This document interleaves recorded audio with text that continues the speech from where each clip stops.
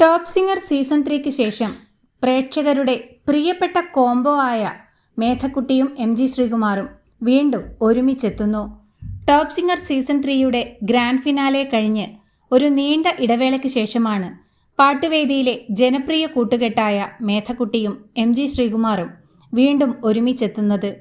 മാധ്യമം അവതരിപ്പിക്കുന്ന മലയാളത്തിൻ്റെ പ്രിയ ഗായകൻ MG ശ്രീകുമാറിൻ്റെ 40 വർഷം നീണ്ടു നിൽക്കുന്ന സംഗീത ജീവിതം ആഘോഷിക്കുന്ന മധുമയമായി പാടാം എന്ന മ്യൂസിക് ലൈവ് പ്രോഗ്രാമിലാണ് MGയും മേധക്കുട്ടിയും ഒരുമിച്ചെത്തുന്നത്.